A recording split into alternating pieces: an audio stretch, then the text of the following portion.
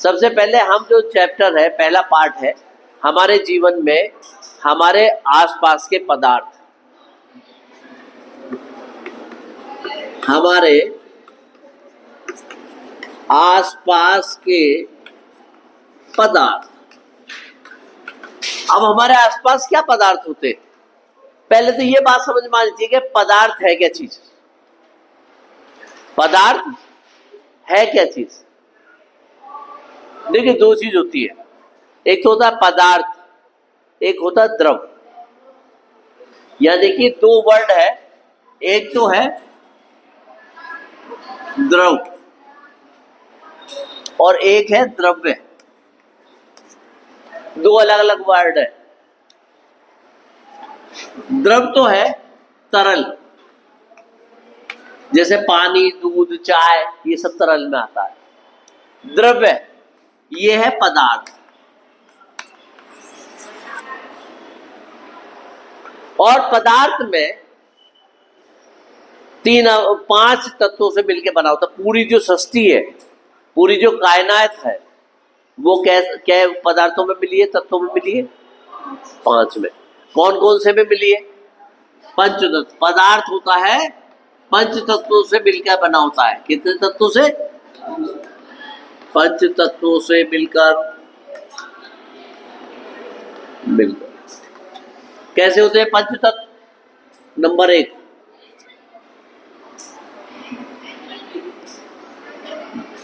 धरती, जिसे क्या क्या थल। एक तो होती है धरती,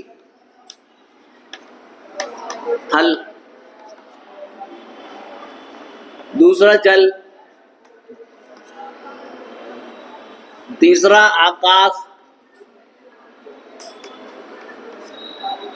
चौथा वायु और पांचवा अग्नि।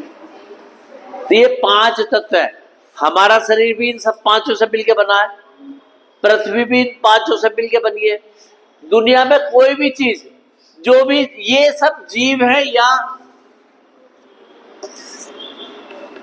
सभी जीव, सभी सजीव, या तो सजीव और निर्जीव, सभी, ऑल काइंड ऑफ, सभी प्रकार के सजीव और निर्जीव। ये कुर्सी में सजीव है निर्जीव है? सजीव। कैसे? निर्जीव। और हम और तुम सजीव। बिल्कुल सही है। तो हम लोग सजीव हो चाहे निर्जीव हो, सभी प्रकार के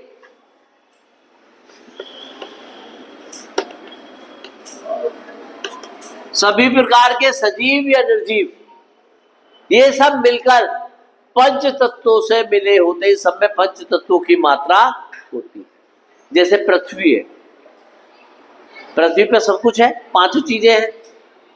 हमारा शरीर है, हमारे शरीर में पांचों चीजें हैं या नहीं है? कैसे? ये शरीर धरती के साथ जुड़ गया है ना। पेट के अंदर अग्नि है जो रोटी पचाती है, यहां है ना, हाथ में, अमाशय में, पेट के अंदर अग्नि आग जलाती है, अग्नि वो करती है, खाना पचाती है। पानी हमारी बॉडी में है ही, तो अग्नि भी हो गई, पानी भी हो गया, धरती बॉडी स्थूल है ही, जल भी हो गया, आकाश, हमारी बॉडी के अंदर आकाश का मतलब वायु। आकाश शरीर से दिमाग के अंदर का पूरा ब्रह्मांड के साथ, यूनिवर्स के साथ जुड़ा हुआ है। और वायु सांस ले रहे ना। तो ये पांचों तत्व हमें मिल गए। चलिए, अब आते हैं, ये पदार्थ की कितनी अवस्थाएं होती हैं? पदार्थ की कितनी अवस्थाएं होती हैं?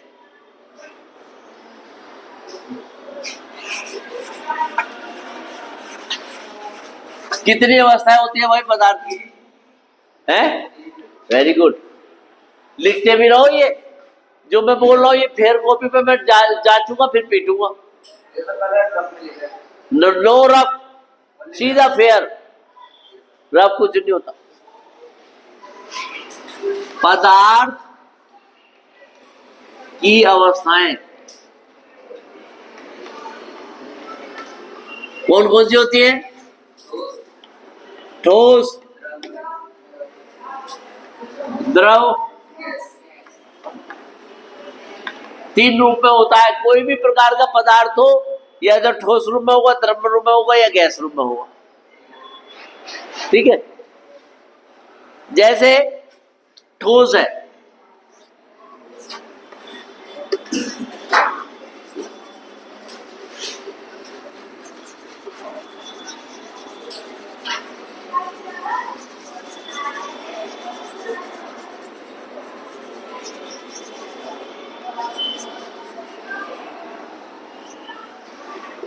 ठोस, इनके बीच में ससंजन बल, अंतराण्विक स्थान बहुत कम होता है। इनके बीच में जो जगह है स्पेस कम होता है कणों के बीच में। ये कण जो होते हैं ठोस के पार्टिकल, देखिए कोई भी चीज है कणों से मिलकर बनी है, चाहे शरीर हो चाहे ये हो, सजीव हो चाहे निर्जीव, कण छोटी छोटी पार्टिकल उनके बीच इसके बीच में ससंजन बल ज्यादा होता है। क्या होता है? ससंजन बल। एक बल होता है जो आपस में एक दूसरे को जोड़े रखता है, ससंजन बल अधिक होता है, अधिक ससंजन बल। और उनके बीच में गैप, अंतरा आणविक स्थान कहते हैं जिसे, क्या बोलते हैं? अंतरा आणविक स्थान, ये कम होता है। ठोस के अंदर अंतरा आणविक स्थान कम होता है, यानी कि स्पेस कम होता है। दो अणु ज्यादा ज्यादा क्लोज में चिपके रहे। जैसे ठंड लग जाए ना, सारे बंदर एक जगह बैठ जा, और सर्दी लग जाए एक रजाई में, तुम भी तो दो दो तीन तीन बहन भाई गुजराओ, तो ठंड लग रही है ना? हाँ, तो इसी तरीके से ठोस के अंदर भी आपस में एक दूसरे के बीच में बल होता है जो एक दूसरे को जो चिपकाए रखता है, जोड़े रखता है, और उनके बीच में स्पेस कम होता है, जगह कम होती है। ठीक है, द्रव, ये था ठोस, आवाज आई द्रव।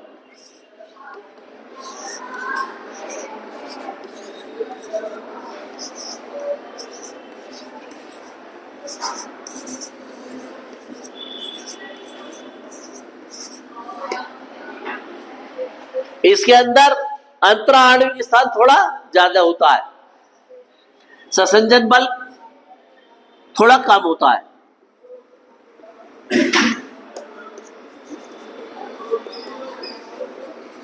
थोड़ा कम।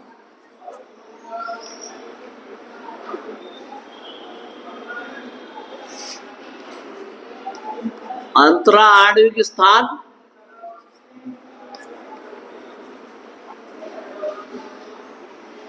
थोड़ा ज्यादा है।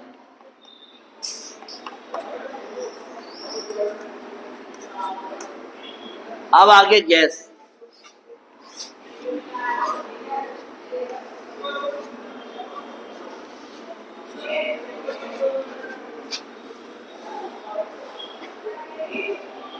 इसके अंदर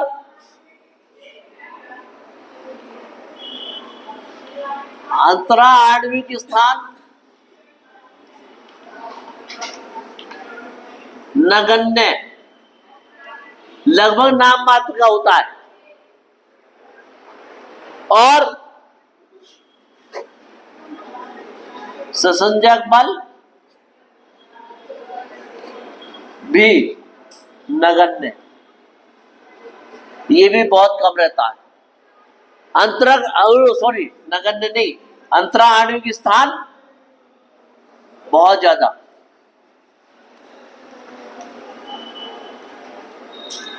इनके बीच में बहुत गैप होता है। इसमें तो सबसे कम, उससे थोड़ा ज्यादा होता है, और इसमें बहुत ज्यादा होता है। इसमें खुले रहते हैं। जैसे ये गैस है, जैसे आपने कहा ना गैस पास कर दिया, बदबू आ रही है, कहते हो ना आपस में, अबे बदबू आ रही है, गैस पास कर दी। पता बदबू कब आती है? वो कौन सी गैस होती है जब पास होती है, शरीर से निकलती है, बताओ, जानते हो? वो होती है मीथेन गैस। जो पेट में खाना है, जो अपच रह गया है, रखा हुआ है, उसके अंदर सड़ रहा है, जो अंदर खाना, उसके अंदर गैस बन जाती है, और उस जो गैस बन जाती है वही पाद के माध्यम से बाहर निकलती है, जिसे हम मीथेन गैस कहते हैं। बहुत बदबू आती है। बदबू कब आती है? रोज रोज पेट साफ होता रहे तो बदबू नहीं आनी। अगर किसी के में बदबू आ रही है तो इसका मतलब वो आज पेट साफ नहीं करा उसने, वो शौचालय गया ही नहीं, है ना? समझ लो, अगर कोई बदबू मार रहा है तो समझ लो इसका पेट साफ नहीं हुआ। तो आप बता सकते हो कि तेरा पेट साफ नहीं है। साफ रखा कर अपना पेट। पेट अगर गंदा रहेगा तो उसमें खाना सड़ेगा, और सड़ेगा तो खाने के बीच में मीथेन गैस बनेगी, और मीथेन गैस वही गैस होती है जो ज्वलनशील होती है, जो कार में सीएनजी के रूप में होती है और घरों में खाना बनाने के काम आती है। ये वही गैस होती है ना? मजेदार जानकारी, यही जानकारी है। हाँ, तो इस तरह ठोस, द्रव और गैस होते हैं। अब एक सवाल आता है, क्या ऐसा भी कोई गैस है जो तीनों में मजा ले? भाई जो गैस है वो कभी ठोस नहीं हो सकती, और जो ठोस है कभी गैस नहीं हो सकता। लेकिन कुछ ऐसे तत्व हैं जो तीनों का मजा ले, वो ठोस भी रहे, द्रव भी रहे और गैस भी रहे। जैसे राजा पूरे मजे ले, वो हवाई जहाज में भी बैठ ले, वो फौज के साथ भी दौड़ ले, वो जनता के साथ भी दौड़ ले, उनसे संवाद भी कर ले, है, और नाच गाने वालों के साथ में भी ठुमके लगा ले। वो कहीं भी जा सकता है, वो राजा है। राजा कुछ भी कर सकता है ना? तो इसी तरह पदार्थ में सबसे बढ़िया राजा कौन? अरे वाह, गजब की बात बताई इसने। पदार्थ का राजा जल। जल कैसे? जब वो ठोस रूप में है तो वो बर्फ है, जब जल रूप में है तो वो पानी है, और जब इसे भाप के रूप में है तो वो गैस है। पानी को उबाल दो, भाप नहीं बन जाता? अरे भाप का इंजन की ताकत उसी ने तो पहचानी थी, पहले से ही भाप निकलती रही। किसने? जेम्स वाट ने। और जब वो भाप बन गया तो गैस बन गया। तो जल के तीनों रूप आ सकते हैं, तो वो है राजा। कौन है राजा? पदार्थ का राजा, पदार्थों में राजा। अब एक नया सवाल आ गया, पदार्थों में राजा कौन है? जल है। पदार्थ में राजा जल है। मजा आ गया नहीं बात में? है? हाँ। अब जब ये भाप बनता है पानी तो उसे कहते हैं वाष्पन। क्या कहते हैं उसे? वाष्पन। जब बर्फ से इसे पानी में बदलता है तो उसे कहते हैं गलन। गलन, है ना? भाप बनता है तो वाष्पन हो गया। तो पहले गलता है, फिर वाष्प होता है, और जिस टेम्परेचर पे, ताप पे ये पानी उबलता है भाप बनने से पहले, जहां पानी उबलता है उसे क्वथन कहते हैं। पानी मतलब द्रव, पानी मतलब द्रव उबलता है तो क्वथन, है ना? अब कहो जी, जिस टेम्परेचर पे बर्फ जमती है पानी से, वो टेम्परेचर को क्या कहेंगे? हिमांक। क्या कहेंगे उसे? हिमांक। उस तापमान को, जिस टेम्परेचर पे बर्फ से पानी बनता है उसे क्या कहेंगे हम? गलनांक।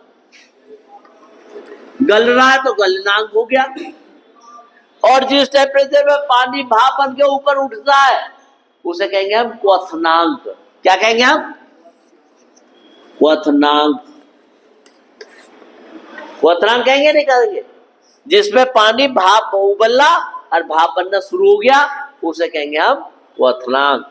तो इस प्रकार से ये तीन बड़े मजेदार टॉपिक होते हैं, ये तत्व भी होते हैं, शब्द होते हैं हिमांक, गलनांक और क्वथनांक। ठीक है। और वाष्पन किसे कहते हैं? जो पानी को उबालता है, जब क्वथनांक के बाद में फिर वाष्पन हो जाता है, उस पूरी प्रक्रिया को क्या कहते हैं? क्वथन वाली को वाष्पन। और जब वो पानी से, बर्फ से पानी बन रहा होता है तो उसे गलनांक, गलन बोलते हैं। और जब वो द्रव को, पानी को हिमांक हो तो हिमांक बोलते हैं, हिमना, जमना, हिम करना, है ना। उसी से बता, हिममानव, बर्फ की चोटियों पे हिममानव देखा गया, बड़ा विशाल आकृति में, है ना। तो इस प्रकार से ये आपका पहला चैप्टर है। कितना मजेदार है ना? मजेदार, मस्त, मजा आ गया ना। आप इसके पॉइंट्स लिखो और इसके सवालों के उत्तर लिखो।